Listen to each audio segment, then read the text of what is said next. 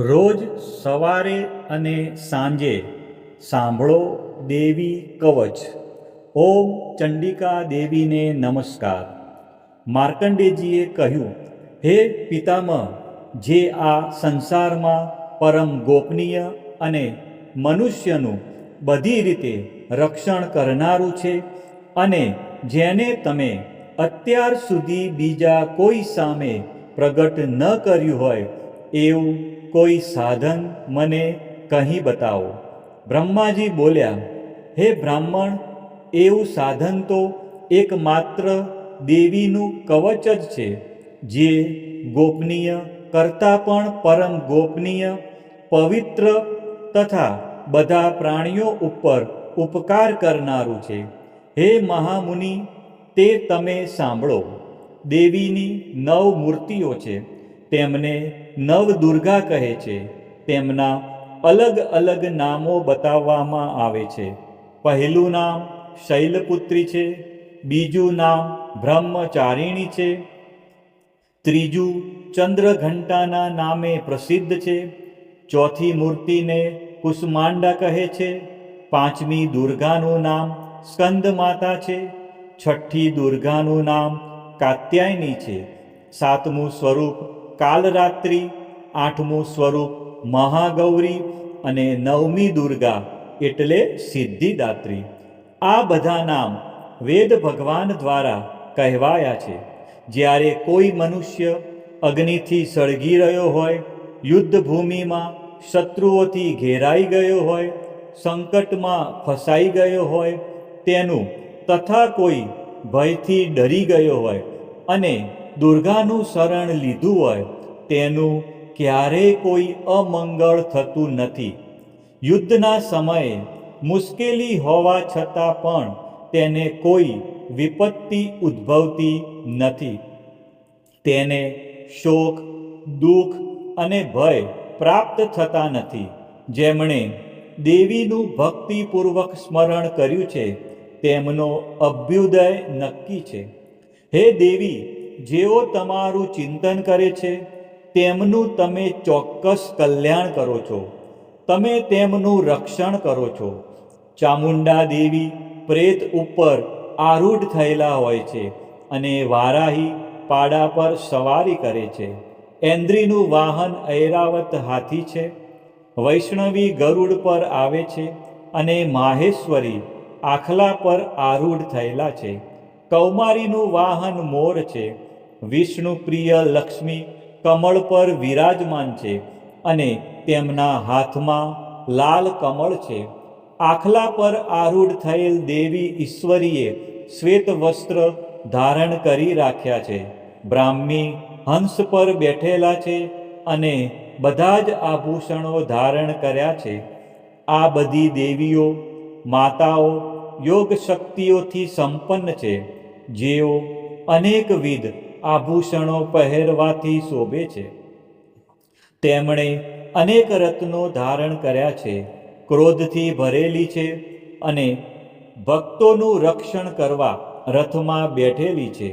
આ દેવીઓના હાથમાં શંખ, ચક્ર, ગદા, શક્તિ, હળ, મૂષળ, ખેટક, તોમર, કુહાડી, દોરડું, કુંત, ત્રિશૂળ અને ઉત્તમ ધનુષ્ય ધારણ કરેલા છે. દૈત્યોના શરીરનો નાશ કરવો અને ભક્તોને અભય દાન આપવું, દેવતાઓનું હિત કરવું એ તેમના શસ્ત્ર ધારણનો ઉદ્દેશ છે. મહારૌદ્ર રૂપ, અત્યંત ઘોર પરાક્રમી, મહાબલી અને મહા ઉત્સાહયુક્ત હે દેવી, તમે મહાન ભયનો નાશ કરનારા છો. તમને મારા નમસ્કાર છે. તમારી સામે જોવું પણ મુશ્કેલ છે. શત્રુઓનો ભય વધારનારા હે જગદંબિકા, મારું રક્ષણ કરો. પૂર્વ દિશામાં ઐન્દ્રી શક્તિ મારું રક્ષણ કરે. અગ્નિખૂણામાં અગ્નિશક્તિ, દક્ષિણ દિશામાં વારાહી તથા નૈઋત્ય ખૂણામાં ખગધારિણી મારું રક્ષણ કરે. પશ્ચિમ દિશામાં વારુણી અને વાયવ્ય ખૂણામાં હરણ પર સવારી કરનારા દેવી મારું રક્ષણ કરો. ઉત્તર દિશામાં કુમારી અને ઈશાન ખૂણામાં શૂલધારિણી મારું રક્ષણ કરો. હે બ્રહ્માણી, તમે ઉપરની બાજુએ મારું રક્ષણ કરો. હે વૈષ્ણવી, તમે નીચેની બાજુએ મારું રક્ષણ કરો.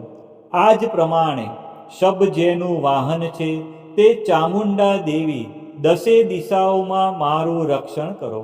જયા આગળની બાજુએ અને વિજયા પાછળની બાજુએ રક્ષણ કરે. ડાબા ભાગે અજિતા દેવી, જમણા ભાગે અપરાજિતા મારું રક્ષણ કરે. ઉદ્યોતિની શિખાનું રક્ષણ કરે અને ઉમા મારા મસ્તક પર વિરાજિત થઈને મારું રક્ષણ કરે. માલધારી દેવી મારા કપાળનું અને યશસ્વી મારી ભમરોનું રક્ષણ કરે. ત્રિનેત્રા ભમરોના મધ્ય ભાગનું અને યમઘંટા દેવી નાસિકાઓનું રક્ષણ કરે. શંખીની બંને આંખોના મધ્ય ભાગનું રક્ષણ કરે અને દ્વારવાસીની કાનોનું રક્ષણ કરે. કાલિકા ગાલોનું તથા સાંકરી કાનોના મૂળ ભાગોની રક્ષા કરે. સુગંધા નાસિકાઓની અને ચર્ચિકા દેવી ઉપરના હોઠનું રક્ષણ કરે. અમૃતકલા નીચેના હોઠનું અને સરસ્વતી જીભનું રક્ષણ કરે. કૌમારી મારા દાંતોનું અને ચંડિકા કંઠ ભાગનું રક્ષણ કરે. ચિત્રઘંટા ગળાની ઘંટિકાનું અને મહામાયા તાળવાનું રક્ષણ કરે. કામાક્ષી દાઢીનું અને સર્વ મંગલા મારી વાણીનું રક્ષણ કરે. નીલગ્રીવા કંઠના બહારના ભાગનું અને અન્ન નલિકાનું કૌબેરી દેવી રક્ષણ કરે. ખગીની બંને ખભાઓનું અને વ્રજધારિણી મારા બંને બાહુઓનું રક્ષણ કરો. દંડીની દેવી બંને હાથોનું અને અંબિકા આંગળીઓનું રક્ષણ કરે. શુલેશ્વરી નખોનું રક્ષણ કરે અને પુલેશ્વરી કુખ પેટનું રક્ષણ કરો. મહાદેવી બંને સ્તનોનું અને શોક વિનાશીની મનનું રક્ષણ કરે. લલિતા દેવી હૃદયનું અને શૂલધારિણી ઉદરનું રક્ષણ કરે. કામિની નાભીનું અને ગુહેશ્વરી ગુહ ભાગનું રક્ષણ કરો. પૂતના અને કામિકા લિંગનું અને પાડાને વાહન બનાવનાર દેવી ગુદાનું રક્ષણ કરે. ભગવતી કટી પ્રદેશનું અને ઘૂંટણોની રક્ષા વિંધ્યવાસીની કરે. સર્વ કામનાઓ પૂરી કરનારા દેવી જંગાઓનું રક્ષણ કરે. નારસિંહ દેવી પિંડીઓનું રક્ષણ કરે. તૈજસી બંને પગોના પૃષ્ઠ ભાગનું રક્ષણ કરે. શ્રીદેવી પગોની આંગળીઓનું અને તલવાસીની દેવી પગના તળિયાનું રક્ષણ કરે. પોતાની વિકરાળ દાઢોથી ભયંકર દેખાતા કરાલી દેવી નખોનું અને ઉદ્ધવ કેશિની દેવી વાળનું રક્ષણ કરે. કૌબેરી રૂવાંટીના છિદ્રોનું અને વાઘેશ્વરી ત્વચાનું રક્ષણ કરે. પાર્વતી રક્ત મજ્જા વસા માંસ હાડકાં અને મેદનું રક્ષણ કરે. કાલરાત્રિ આંતરડાઓનું અને મુકુટેશ્વરી પિત્તનું રક્ષણ કરે. પદ્માવતી કમળ કોષોના મૂળ આધારનું અને ચૂડામણી કફનું રક્ષણ કરે. જ્વાળામુખી નખોના તેજનું અને અભેગા સમસ્ત સાંધાઓનું રક્ષણ કરે. હે બ્રહ્માણી, તમે મારા વીર્યનું રક્ષણ કરો. હે છત્રેશ્વરી, મારી છાયાનું રક્ષણ કરો. હે ધર્મધારિણી, મારા અહંકાર, મન અને બુદ્ધિનું રક્ષણ કરો. હે વ્રજ ધારણ કરનાર દેવી, મારા પ્રાણ, અપાન, વ્યાન, ઉદાન અને સમાનનું રક્ષણ કરો. કલ્યાણથી શોભતા હે દેવી, મારા પ્રાણનું રક્ષણ કરો. યોગીની દેવી રસ, રૂપ, ગંધ, શબ્દ અને સ્પર્શનું અને હે નારાયણી, તમે મારા સત્વ, રજ અને તમો ગુણનું રક્ષણ કરો. વારાહી આયુષ્યનું રક્ષણ કરે. વૈષ્ણવી ધર્મનું રક્ષણ કરે તથા ચક્ર ધારણ કરનારા દેવી યશ અને કીર્તિ, લક્ષ્મી અને ધનનું તેમજ વિદ્યાનું રક્ષણ કરો. હે ઇન્દ્રાણી, તમે ગોત્રનું રક્ષણ કરો. હે ભૈરવી, પત્નીનું રક્ષણ કરો. હે ચંડિકા, મારા પશુઓનું રક્ષણ કરો. હે મહાલક્ષ્મી, પુત્રોનું, સંતાનોનું રક્ષણ કરો. હે સુપથા દેવી, મારા પથનું અને ક્ષેમ કરી દેવી મારા માર્ગનું રક્ષણ કરે. હે મહાલક્ષ્મી, રાજદ્વારી કાર્યોમાં મારું રક્ષણ કરો તથા સર્વ બાજુએ રહેલા વિજયા ચારે બાજુ રહીને રક્ષણ કરો. હે દેવી, જે સ્થાન દેવી કવચમાં કહેવાયું નથી અને તેથી રક્ષણ વિનાનું છે, તે બધા સ્થાનો તમારા વડે સુરક્ષિત થાય, કારણ કે તમે વિજયશાલિની અને પાપનાશીની છો. મનુષ્ય પોતાના શરીરનું ભલું ઈચ્છતો હોય તો તેણે દેવી કવચનો પાઠ કર્યા વિના એક ડગલું પણ ભરવું નહીં. દેવી કવચનો પાઠ કરીને જ યાત્રા કરવી. દેવી કવચના પાઠથી બધી બાજુથી સુરક્ષિત થયેલો મનુષ્ય જ્યાં જ્યાં જાય છે ત્યાં ત્યાં તેને ધન લાભ થાય છે તથા સઘળી કામનાઓ પર વિજય પ્રાપ્ત થાય છે.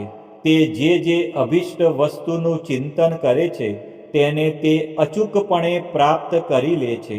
તે મનુષ્ય આ પૃથ્વી ઉપર અતુલ ઐશ્વર્ય પામે છે. દેવી કવચથી રક્ષાયેલો મનુષ્ય નિર્ભય થઈ જાય છે. યુદ્ધમાં તેમનો પરાજય થતો નથી તથા તે ત્રણેય લોકમાં પૂજનીય બને છે. આ દેવી કવચ દેવતાઓને પણ દુર્લભ છે. જે આ દેવી કવચનો દરરોજ 3 સંધ્યાએ શ્રદ્ધાપૂર્વક પાઠ કરે છે તેની દૈવી કલા પ્રાપ્ત થાય છે તથા તે ત્રણેય લોકમાં પરાજિત થતો નથી.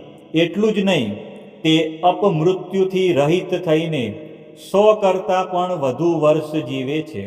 દેવી કવચ ધારણ કરનારા મનુષ્યને રાજા તરફથી સન્માન અને વૃદ્ધિ થાય છે. આ કવચ મનુષ્યના તેજની વૃદ્ધિ કરનારો અને ઉત્તમ છે. આ દેવી કવચનો પાઠ કરનારો મનુષ્ય પોતાની કીર્તિથી શોભા પામીને પૃથ્વી ઉપર પોતાના સુયશ સાથે સાથે વૃદ્ધિ પામે છે. જે પહેલાં દેવી કવચ કરીને સપ્તસતી ચંડી પાઠ કરે છે તેની જ્યાં સુધી વન પર્વત હોય ત્યાં સુધી તે આનંદથી યુક્ત આ પૃથ્વી ઉપર રહે છે. તેના પુત્રો પૌત્રો સંતાન પરંપરા બનેલી રહે છે. પછી દેહાંત થતાં તે મનુષ્ય મહામાયાની કૃપાથી નિત્ય પરમપદને પામે છે. જે દેવતાઓને પણ દુર્લભ છે. તે સુંદર દિવ્ય રૂપ ધારણ કરે છે અને કલ્યાણ શિવની સાથે આનંદનો ભાગી બને છે. દેવી કવચ સમાપ્ત. બોલો શ્રી અંબે માત કી જય, ચામુંડા માત કી જય, ખોડિયાર માત કી જય, ઉમિયા માત કી જય, મહાકાળી માત કી જય, બહુચર માત કી જય, 64 જોગણી માત કી જય. આ પ્રમાણે રોજ સવારે અને સાંજે દેવી કવચનો પાઠ અવશ્ય સાંભળવો.